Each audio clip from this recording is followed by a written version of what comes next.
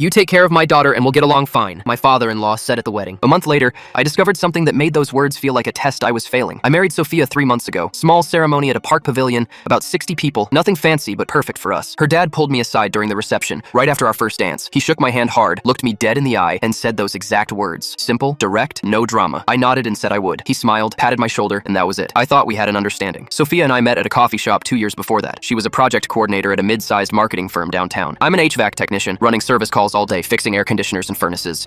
Nothing glamorous, but steady work that pays the bills. We clicked immediately. She laughed at my terrible jokes. I listened to her talk about office politics I didn't understand, and somehow it just worked. Her family was great from the start. Her dad owned a small construction company, her mom was a retired teacher, and they treated me like family before I even proposed. No judgment about my job, no weird questions about my future plans, just acceptance. It felt like I'd won the lottery. Last week, everything changed. I came home early from work around 3 in the afternoon. I'd finished my calls ahead of schedule and decided to surprise Sophia with her favorite Thai food. I walked in quiet, planning to sneak up on her when I heard her voice coming from our bedroom. The door was closed and she was on the phone. I wasn't trying to eavesdrop, I really wasn't, but something in her tone stopped me cold. She was crying, not just tearing up, but actually sobbing. I stood there in the hallway holding takeout bags, frozen. She was talking to her sister. I recognized the way she said Jess in that particular voice she uses only with her younger sister, and she was telling her everything. For 6 months, she'd been covering for her boss at work. Not just small stuff either. Major account errors, missed deadlines, budget overruns. He'd been blaming everything on her, making her take the fall in meetings with clients, forcing her to apologize for mistakes she never made, and he'd been threatening her job the entire time, saying if she didn't play along, he'd fire her and make sure she never worked in marketing again. 6 months. That meant it started before we even got married, before I walked down that aisle and promised to take care of her. And she never said a single word to me about any of it. She told her sister she couldn't tell me because she was embarrassed. She thought she could handle it herself, thought she could fix it somehow, thought if she just worked harder and proved herself, eventually it would stop. She said she didn't want me to think she was weak or couldn't handle her own problems. I heard her blow her nose and tell Jess she had to go. I backed up quickly, made noise coming in the front door again, called out that I was home. She came out of the bedroom 2 minutes later with red eyes and a forced smile, said she had allergies. We ate dinner. I asked how work was. She said fine. I didn't push. That night, after she fell asleep, I sat in our living room staring at my phone. Her dad's number was right there. I kept hearing his voice from the wedding. You take care of my daughter and we'll get along fine. What did taking care of her mean if she was suffering and I didn't even know? What kind of husband was I if my wife felt like she had to hide this from me? I called him at 11 at night. He picked up on the second ring. Voice alert despite the hour. I told him everything I'd heard. Every detail about her boss, the threats, the 6 months of abuse, how she'd been protecting me from knowing because she didn't want to seem weak. He didn't interrupt once. When I finished, there was silence for about 10 seconds. Then he said 3 words, calm and measured. Give me Monday. I tried to ask what he meant, but he'd already hung up. Monday morning, Sophia left for work at her usual time, looking anxious like she had every morning for months, though I'd only just noticed. Around 10, my phone buzzed. Text from her. Can you talk? I called immediately. She was crying again, but different this time. Her boss had called her into his office first thing that morning expecting to blame her for another screw-up. Instead, he was the one packing his belongings into a cardboard box while the CEO stood there watching. And afterward, the CEO sat her down and offered her the boss's position with a $40,000 raise because her father had called in a favor with his college roommate who happened to own the company. That evening, my phone lit up with a text from her dad. That's how you take care of my daughter.